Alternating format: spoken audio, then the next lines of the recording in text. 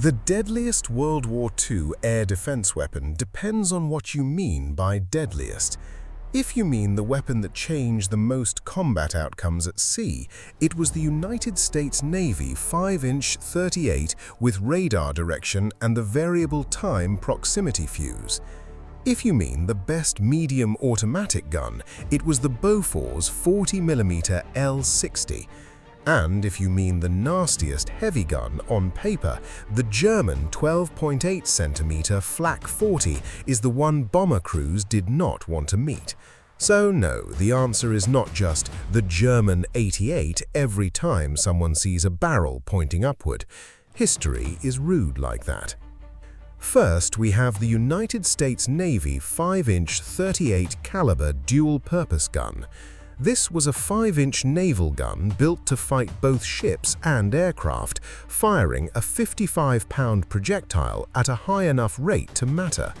On power-assisted mounts, trained crews could reach around 15 rounds per barrel per minute, and short bursts could go higher when the loading crew was not being personally insulted by physics. With radar fire control and the variable time proximity fuse, it did not need a perfect direct hit to kill an aircraft. That made it one of the most important anti-aircraft weapons of the Pacific War, especially when kamikaze attacks turned air defense into a survival exam.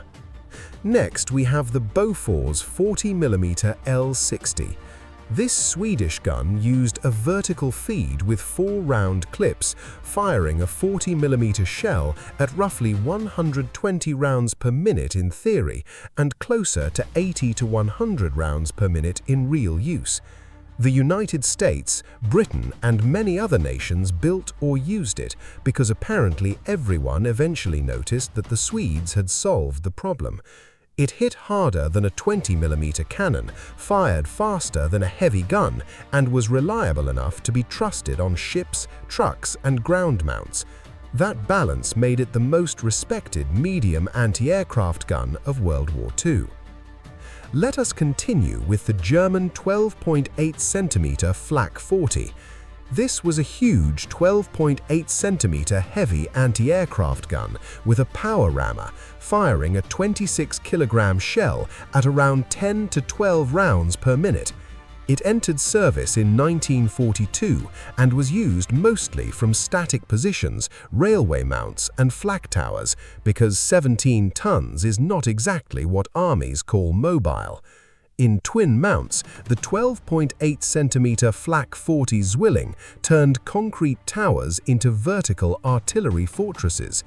Its payoff was altitude, shell weight, and fear.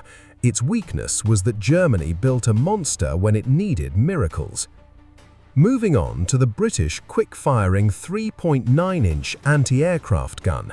This was Britain's main heavy anti-aircraft gun, firing a 3.9-inch shell from mobile and static mounts with full 360-degree traverse. The standard gun fired a 28-pound fixed round with a practical rate often around 10 to 20 rounds per minute, depending on the mount and crew. During the defense of Britain, the gun became far more dangerous when paired with radar, predictors, and improved fuses. It was not glamorous, which is another way of saying it did the actual work. Next, we have the United States 90mm gun M1, M1A1, and M2. This was the United States Army's main heavy anti-aircraft gun, with a 90mm bore, high elevation, full traverse, and about 10 rounds per minute.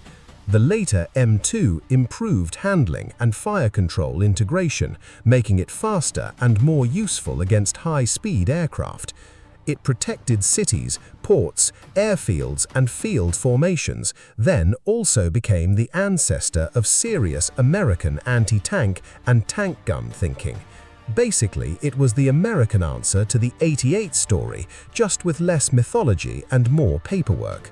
Let us continue with the German 10.5cm FlaK 38 and FlaK 39. This was a 105mm heavy anti-aircraft gun, firing a 15.1 kilogram shell at high velocity with a semi-automatic horizontal sliding breech. Its rate of fire was roughly 15 to 18 rounds per minute, which was impressive for a weapon this heavy. Germany produced thousands, and they were used mostly in fixed defenses, coastal positions, and strategic air defense sites. It hit harder than the 8.8cm guns, but it was too heavy to be the flexible battlefield legend people wanted it to be. Moving on to the Soviet 85mm air defense gun model 1939, the 52K. This was a Soviet heavy anti-aircraft gun, firing 85 by 629mm rimmed ammunition with a vertical sliding breech and a rate of roughly 10 to 12 rounds per minute. Heavy anti-aircraft regiments commonly organized these guns in batteries and regiments to protect cities, factories, bridges, and frontline rear areas. The barrel and ballistic thinking also fed directly into later Soviet 85mm tank guns, so the 52K did two jobs well. It defended Soviet airspace and then quietly helped arm the tanks that came back west. Next we have the Italian Cannone da 9053. This was a 90mm Ansaldo gun with excellent ballistics, firing a 10.3 kilogram projectile from a long L-53 barrel. It could be used against aircraft and armor, and production ran from 1939 into 1943 with just over 500 guns built. On paper, it was one of the best anti-aircraft guns Italy had. In practice, Italy did the very Italian World War II thing, produced a genuinely good weapon in numbers too small to fix the war. Let us continue with the German 2cm FlaK 38. This mount combined 4 2cm FlaK 38 autocannons into one weapon, each fed by a 20-round magazine. The combined theoretical rate was around 1,400 rounds per minute, but the practical combat rate was closer to 800 rounds per minute because magazines vanish quickly when 4 guns are screaming. It was used on half-tracks, ships, flak towers, trains, and field positions. Against low-flying aircraft, it was vicious. Against loaders, it was a personal attack. Moving on to the Oerlikon 20mm cannon. This Swiss-designed 20mm cannon used advanced primer ignition blowback operation and usually fed from a drum magazine, commonly 60 rounds in naval service. The World War II naval versions fired roughly 450 rounds per minute cyclic, with a practical rate lower than that once humans and reloads got involved. Allied ships carried Oerlikons in huge numbers because they were simple, compact, and deadly at close range. By late war standards, though, 20mm was often too light against tougher attack aircraft, especially kamikazes that did not care about being politely damaged. Next, we have the quick-firing 2-pounder Mark 8, better known as the pom-pom. This British 40mm naval gun fired a 2-pound shell from single, quadruple, and famous 8-barrel mounts. The 8-barrel mount carried up to 1,120 rounds ready, giving it a long, continuous burst before reloading became the next problem. It gave Royal Navy ships a dense, short-range curtain of fire in the early war. The downside was simple. The Bofors arrived with better velocity and better future prospects, which is a polite way of saying the pom-pom got old in public. Let us continue with the M45 quad-mount 50 caliber machine gun. This American mount put 4 M2 50 caliber machine guns into a powered Maxim turret. Together, the 4 guns produced about 2,300 rounds per minute, fed by belts and aimed as one brutal low-altitude weapon. Mounted on the M16 multiple-gun motor carriage, it protected columns, airfields, and forward positions. It was designed for aircraft, but enemy infantry also learned that anti-aircraft was more of a suggestion than a rule. Moving on to the German 3.7cm FlaK 43. This was a gas-operated 37mm anti-aircraft gun fed by 8-round clips, with a cyclic rate around 250 rounds per minute and a practical rate around 180. It fired a heavier shell than the 2cm guns and gave German crews better reach against low and medium-altitude targets.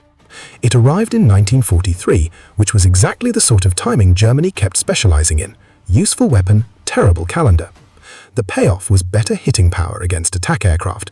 The problem was that Allied air power was already arriving in industrial quantities. Next, we have the Soviet 37mm automatic air defense gun M1939, the 61K. This was a 37mm automatic anti-aircraft gun inspired by the same general class as the Bofors, but adapted for Soviet production and doctrine. It fired at roughly 160 to 170 rounds per minute, with an effective ceiling around 4,000 meters. The 61K became one of the Red Army's key light anti-aircraft guns on the Eastern Front. Its real strength was not elegance, it was that the Soviets could put enough of them near the things German pilots wanted to bomb. Finally, we have the Japanese Type 96 25mm anti-aircraft gun. This was a gas-operated 25mm weapon based on the French Hotchkiss design, used in single, twin, and triple naval mounts.